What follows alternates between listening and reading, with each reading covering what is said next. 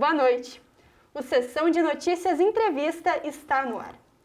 Nessa semana, o Instituto Filhos, aqui de Caxias do Sul, foi declarado utilidade pública a partir de um projeto de lei do vereador Lucas Carenhato e aprovado pelos vereadores. Para quem não conhece, o Instituto Filhos é uma entidade aqui da cidade que nasceu com um grupo de voluntários e trabalha dando suporte jurídico e psicológico para famílias em processo de adoção. Hoje, para falar um pouco mais do trabalho deles, a gente recebe aqui na TV Câmara o atual presidente do Instituto Filhos, José Otávio Carlomanho. Seja bem-vindo. Obrigado. Então, para começar essa conversa, eu queria que nos contasse um pouquinho como que é a dinâmica de trabalho de vocês, como que funciona? Bom, o Instituto Filhos, ele faz a preparação das pessoas que estão inscritas no fórum para adoção. O juiz da Infância e Juventude todo mês determina alguns casais ou pretendentes solo, vamos dizer assim, para que sejam encaminhados ao Instituto e ter um pequeno curso na área jurídica com os nossos advogados e na área da psicologia com as psicólogas. Isso é feito durante 4 noites. Na terceira noite, geralmente tem um depoimento ou de algum adotado ou de algum pai adotante. E claro que cada família tem um perfil, mas o que vocês observam? Quais são as maiores dificuldades dessas famílias que estão no processo de adoção e que vocês conseguem auxiliar, então, com esses cursos? Eu sempre digo que o Brasil tem bastante criança institucionalizadas e para adoção, devido aos problemas sociais. Mas a dificuldade mesmo é o perfil, que as pessoas preferem bebezinho, de pele branca, e isso muitas vezes não fecha com as crianças que estão disponíveis para adoção. E nessa capacitação que acontece, vocês percebem que em alguns casos essa ideia, essa preferência, ela acaba mudando? Sim, bastante. Só que a gente tem que ser bem claro que uma coisa é você adotar, por exemplo, um bebezinho. E a outra uma criança de 7, 8 anos, que se ela está no abrigo, mesmo que ainda não tenha sido destituído o poder familiar, se ela está no abrigo é porque ela já passou por muitas negligências, violências na família de origem. Mas aconteceu uma coisa bacana nesses anos de atuação do Instituto. O Instituto ele foi fundado em 2007 e começou com esse convênio com o Fórum em 2009. De 2009 para cá, lá pelo ano de 2009, a grande maioria queria criança assim, até 2 anos no máximo. E hoje a gente conseguiu elevar essa idade até 6 anos. Então o Instituto, eu acho que é uma entidade que hoje presta um serviço relevante nessa área. Com certeza. E tu falou então sobre essa diferença entre os recém-nascidos e as crianças maiores por parte das famílias que têm essa preferência, mas também acontece de as crianças maiores terem, digamos que uma dificuldade, alguns obstáculos nesse processo também? No nosso círculo, você quando pensa num filho, você pensa ele, bom, daqui a um tempo ele vai estar na escola, vai estar aprendendo alguma coisa e tal. Essas crianças que foram negligenciadas, elas chegam com 7, 8, 9 anos, quase que analfabetas. Então existem vários tipos de dificuldade que a pessoa vai enfrentar quando adotar uma criança. Isso tem que ter em mente, para depois não ocorrer o que a gente vê por aí, que ocorre devoluções.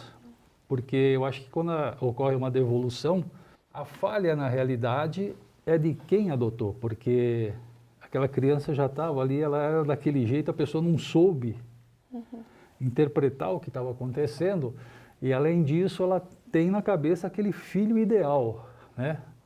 E o filho ideal não existe, né? Existe aquele que está ali na instituição. Por isso que é importante também as capacitações que acontecem, Sim. né? Para que as pessoas tomem consciência da situação. Tudo isso é bem discutido, participo também, às vezes, as assistentes sociais do fórum, das casas lares e abrigos também, e contando como é que é o dia a dia deles. Então, eu acho muito importante isso aí, que é para a pessoa não ficar idealizando uma coisa que, se aquilo não se realizar daquela forma, vai dar errado. Uhum. E a gente tem esse dado, então, que em maio deste ano existiam 300 pessoas cadastradas para serem pais, para adotarem crianças. Sim. E nos abrigos do município nós temos 200 crianças, mas dessas 200, só cerca de 6 estão aptas para serem adotadas. Nos explica um pouco por que esse número ele é tão pequeno. Bom, uma das coisas é isso que a gente falou do perfil que a pessoa coloca quando faz inscrição lá no fórum. Se ela quer um bebê, eu até acho que é válido, né? Ela deve esperar e é muito difícil aparecer bebês. Às vezes, quando aparece bebê, ele às vezes tem irmãos e o juiz não separa os irmãos. Além disso, é que todas as crianças que estão lá, apenas 6 estão para adoção porque essas 6 foi destituído o poder familiar. As outras não foi feito isso porque eles estão esperando que a família original da criança, família biológica, às vezes o pai, a mãe está com algum problema e que esse problema às vezes pode se resolver e a criança voltar para a família de origem. Às vezes a gente acha que vai consertar uma coisa e pode ter um problema maior. Como, por exemplo, fazer a coisa assim meio a toque de caixa, alguém adotar e depois haver uma devolução. E isso ocorre. É uma grande preocupação de vocês também. Isso. Porque essas crianças já passaram por algum tipo de rejeição e, de repente, aquilo que seria a solução, ela vai ser rejeitada de novo. E como que é para vocês, então, como instituto, receber esse reconhecimento de utilidade pública que aconteceu nessa semana? Para nós foi muito importante, porque isso vai nos abrir algumas portas. Como o nosso trabalho é voluntário, toda a nossa despesa é custeada por voluntários e eventos sociais que a gente faz. E o ano passado, com a pandemia, esses eventos foram todos cancelados, né? Nós temos assim um convênio com a FAS. Uhum. A FAS, hoje, ela é um valor pequeno, praticamente simbólico, mas ela paga uma quantia para os técnicos, que são as psicólogas e advogadas. E a gente quer manter isso daí, porque a gente pretenderia até expandir, até para dar uma assistência melhor no pós-adoção. Importante, então, que exista não esse amparo só para os pais, mas também para as crianças nesse processo, né?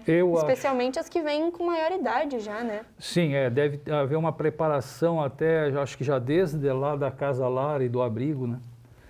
Para essas crianças, né? Porque quando a gente adota, as crianças vão testar a gente. Como elas já sofreram muitas rejeições, às vezes elas querem testar a gente para ver se a gente também vai rejeitar. Uma criança de 10 anos que está no abrigo, ela passou por muita coisa ruim na vida dela, senão ela não estava lá. Mas isso é superável. É superável porque eu digo por experiência própria, né? Por isso que é importante ter esse suporte que vocês fornecem, né, com o Instituto. E também que agora, que declarado como utilidade pública, que possa abrir novas portas e, enfim, novas ferramentas ali no Instituto. Sim. Se da vontade da gente, a gente contrataria mais pessoas para trabalhar. Muitos são voluntários, né, psicólogos, e para justamente poder dar um suporte melhor, tanto no pós-adoção como no pré-adoção. Com certeza, fazer um amparo assim completo. Sim. Para você que está nos assistindo, se você ficou interessado pelo trabalho do Instituto, gostaria de ajudar, ou então isso pode ser útil para você, eles atendem de segunda a sexta, da 1h30 às 5h30 da tarde, e o telefone é esse que está aparecendo aí na sua tela, 99197-5646.